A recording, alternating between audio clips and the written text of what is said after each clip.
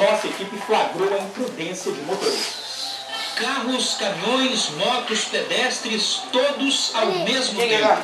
Cruzamento movimentado, perigoso. Já foram 27 acidentes aqui. Foi Dona Margarida quem tirou as fotos. Acidentes noite e dia. Há quase um mês, esse carro quebrou o muro da casa de Valdirene. Só parou na varanda. O Peugeot entrou lá dentro.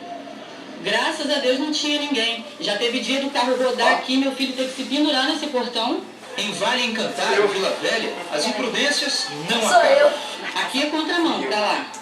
Mas todo dia eu tô gritando, moça, é contramão. Tem gente que agradece, tem gente que faz cara feia e reclama quando a gente avisa que é contramão. Ó, na contramão lá.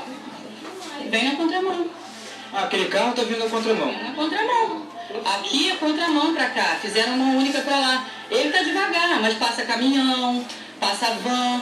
Eu falo, gente, tá na contramão. Gente, tá na contramão. Esse carro aqui tá na contramão. E logo aqui veio um caminhão passando, quase que aconteceu um acidente aqui, é um cruzamento muito confuso. Os carros ficam parados, um esperando pelo outro, não tem uma ordem, não tem uma definição aqui no trânsito. É realmente muito confuso. Um fica esperando pelo outro, ó. Ninguém sabe para onde vai direito. Complicado, hein? A prefeitura informou que vai fazer